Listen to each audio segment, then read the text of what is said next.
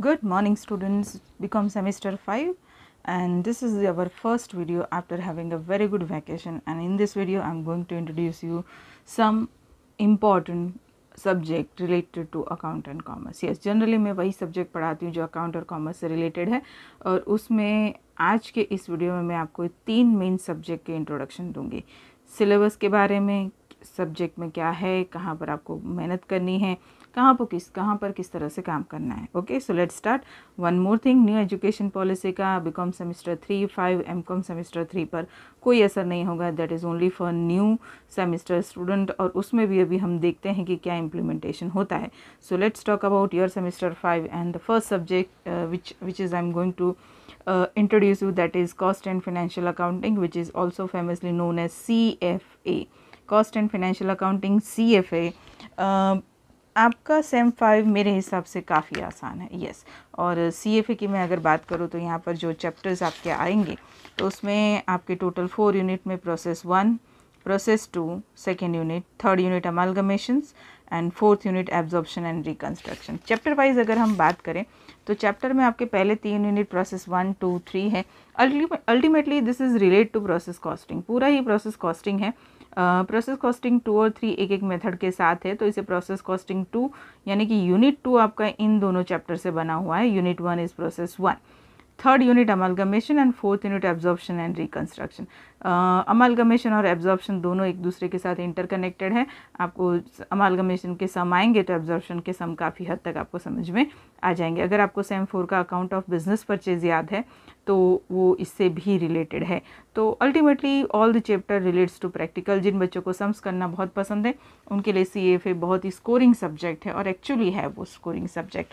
अगर आप थोड़ी सी मेहनत करते हैं तो CFA में आप आउट ऑफ 70 आराम से more than 65 you will get, और ये स्कोरिंग सब्जेक्ट होने की वजह से आपका ओवरऑल रिजल्ट भी इम्प्रूव करता है। सारे के सारे चैप्टर कॉस्टिंग से रिलेटेड है, कैलकुलेशन से रिलेटेड है, और सारे चैप्टर में अगर आप थियोरी ना करें और सिर्फ प्रैक्टिकल पे फोकस करें तो भी चलेगा, right. So this is all about CFA। The next account is management accounting. तो यूनिट 1 जो है उसमें आपके 2 चैप्टर है। यूनिट 1 में मैनेजमेंट अकाउंटेंसी और फिनेंशियल स्टेटमेंट एनालिसिस है। यूनिट 2 में आपका रेशियो एनालिसिस है। पहले 2 चैप्टर आपके थ्योरी से बिलोंग करते हैं। याद रखिए बच्चों, CFA की तरह मैनेजमेंट अकाउंटिंग पूरा प्रैक्टिकल नहीं है, थ्योरी और प्रैक्टिकल का मिक्स है। Unit 1 management accountancy and financial statement analysis है, दोनों ही थ्योरी है। यूनिट 2 रेशियो है जिसमें आपके सम्स आएंगे।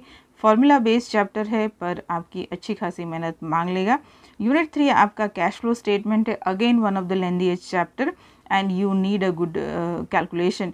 यहाँ पर आपको एक स्टेटमेंट बनाना होगा अकाउंटिंग स्टैंडर्ड 3 के हिसाब से, जिसे हम कैश फ्लो स्टेटमेंट कहते हैं, और जिसमें कैश इनफ्लो और कैश आउटफ्लो का हम बैलेंस करेंगे। हमारे जो बिज़नेस है उसमें 3 तरह की एक्टिविटीज़ है जिससे हमें कैश इनफ्लो होता है, और उसी एक्टिविटी के बैलेंस से हम कैश फ्लो स्टेटमेंट बनाएंगे। यूनिट 4 जो है हमारा 3 चैप्टर के साथ है, budget and budgetary control, preparing various types of budget, cash budget and zero based budgeting. Budget and budgetary control theory है। Preparing various types of budget, जिसके अंदर आपको छोटे छोटे सम्स आ सकते हैं, production, sales budget, overhead budget. तो टाइप्स ऑफ बजट में ये एक रहेगा। कैश बजट आपके सम्स के चैप्टर है, यानी कि 5, 6, 7, 8 में जो 7 नंबर का जो चैप्टर है that is practical. 5th and 6th में 5th is theory, 6th theory and sum, short sums हो सकते हैं, and the last one zero based budgeting is totally theory. तो यूनिट 4 इज हैविंग 4 चैप्टर्स, जिसमें से आप ये कह सकते हैं कि 2 चैप्टर प्रैक्टिकल और 2 चैप्टर थ्योरी है। Unit 2 and 3 is totally relates to practical and unit 1 is theory. So here you can say that this is the combination of theory and practical, and this is a very good subject actually, जहाँ पर जिन बच्चों को theory में marks cover करना आता है उनके लिए भी स्कोप है, और जिन बच्चों को प्रैक्टिकल में मार्क्स कवर करना आता है उनके लिए भी चैप्टर। लेकिन अगर मैं आपको इन दोनों सब्जेक्ट की बात करूँ कंपैरिजन की, which one is easy and which one is difficult, तो एक चीज़ हमेशा याद रखिए कि ये अगर आपका कैलकुलेशन अच्छा है तो ये आपको बहुत अच्छे मार्क्स दिला देगा। यहाँ पर आपका कैलकुलेशन प्लस थियोरी दोनों ही अच्छे होने चाहिए। So ultimately become semester 5 is not that much difficult one. ये आपको याद रखना है कि यहाँ पर ये जो दोनों अकाउंट है वो आपकी मेहनत के सामने आपको रिजल्ट ला के देंगे। और the another third subject of commerce and accountancy that is marketing management in practice. जब भी वर्ड मार्केटिंग आता है हम हमेशा सोचते हैं कि okay fine this is good, हमारा अच्छा खासा काम हो जाएगा, and that is true actually.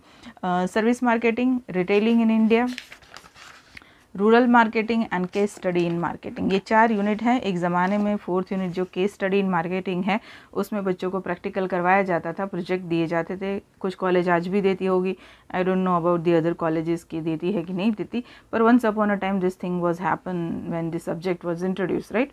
चलिए वो बात जाने देते हैं, हम बात करते हैं हमारे पढ़ने की। तो चारों के चारों यूनिट आपका नॉलेज के साथ साथ आप थोड़ा बहुत पढ़ लेते हैं तो you can just write it down. It's nothing like a very difficult one और it's nothing like a very technical subject like IFS and taxation. Theory है, पढ़ेंगे आराम से लिख पाएंगे। सो अल्टीमेटली मेरे हिसाब से BCom semester 5 is much easier, but ये मैं आपकी मेहनत के बेस पर बोलती हूँ कि अगर आप इन दोनों सब्जेक्ट में मेहनत करते हैं तब की बात है। लेकिन अगर हम लेंदी सिलेबस की बात करें कि इजी तो है लेकिन काम करना पड़ेगा, तो आंसर इज़ यस। दोनों के दोनों अकाउंट में आपको एक चैप्टर सॉल्व करने में अच्छे खासे सम करेंगे तब आपकी प्रैक्टिस होगी, और उसी वजह से ये दोनों अकाउंट्स आपकी काफ़ी मेहनत मांग लेगा लेकिन रिजल्ट भी देगा, दैट इज़ वेरी श्योर, और आपका रिजल्ट भी बूस्ट होगा, राइट। सो मुझे आपको ये 3 सब्जेक्ट के बारे में ही बताना था। बाकी सब्जेक्ट अबाउट स्टैटिस्टिक है, इंग्लिश CC है, राइट, इकोनॉमिक्स है, तो ये सब्जेक्ट्स तो हैं ही, लेकिन ये 3 हमारे सब्जेक्ट है। There is no taxation in semester 5 and semester 6।